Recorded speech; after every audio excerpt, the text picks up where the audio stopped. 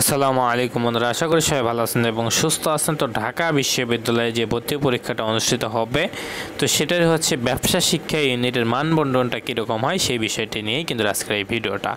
তো এখানে ব্যবসা শিক্ষা বিভাগের এখানে আপনি দেখতে পাচ্ছেন যে এমসিকিউ লিখিত এমসিকিউ এখানে আপনার বাংলা কিংবা অ্যাডভান্স ইংলিশ এখানে আপনার এটা হবে 12 এবং লিখিত হবে 8।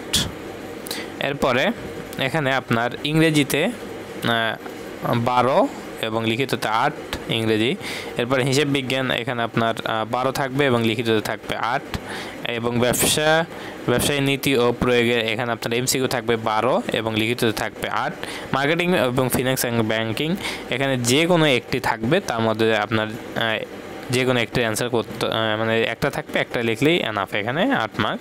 এরপরে মানবিক ও ব্যবসায় শিক্ষা বিভাগের জন্য এখানে আপনার বাংলা কিংবা অ্যাডভান্স ইংলিশ এখানে এমসিকিউ আপনার হচ্ছে 12টা থাকবে এবং লিখিত এখানে আপনার থাকবে 10। ইংরেজি এখানে আপনার এমসিকিউ থাকবে 12টা এবং লিখিত জন্য আপনার এখানে লিখতে হবে 10। এবং আইসিটি থাকবে এমসিকিউ 12টা, লিখিত থাকবে 10।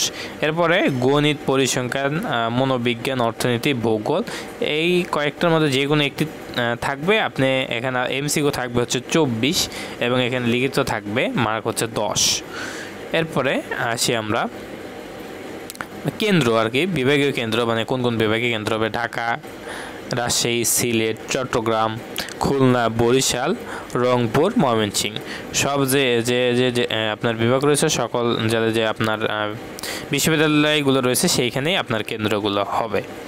এরপরে আপনার যে নিকটে যদি কেন্দ্র হবে সেখানে আপনি দিতে পারেন। এরপর আসি কোটা।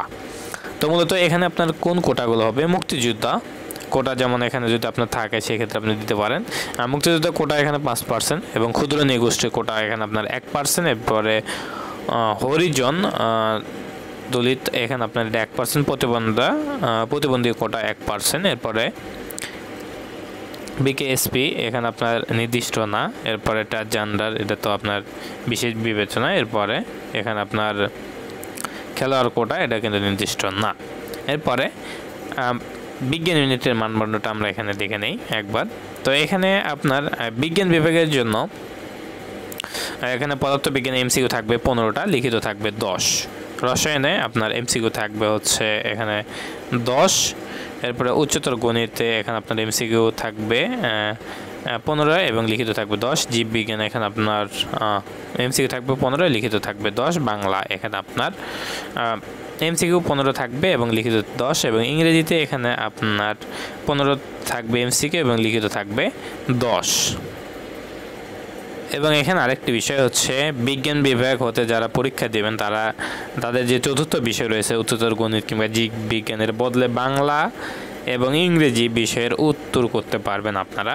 তবে আবশ্যিক যে বিষয়টা রয়েছে সেই বিষয় কিন্তু পরিবর্তে কিন্তু দেওয়া যাবে না, সেই বিষয়ের পরবর্তীতে কিন্তু এটা আপনি অ্যান্সার করতে পারবেন না। সেই আবশ্যিক বিষয়গুলো অবশ্যই অ্যান্সার করতে হবে।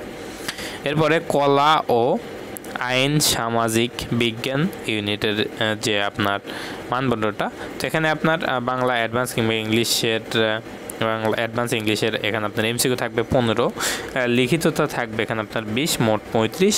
এরপরে ইংরেজিতে আপনার এমসিকিউ 15 থাকবে, লিখিত 20 থাকবে। এরপরে সাধারণ জ্ঞানে আপনার এমসিকিউ থাকবে 30। এই টোটাল মার্ক আর কি। তো আশা করি সবাই বুঝতে পারছেন। সবাই ভালো থাকবেন, সুস্থ থাকবেন, আমাদের সাথে থাকবেন। আসসালামু আলাইকুম।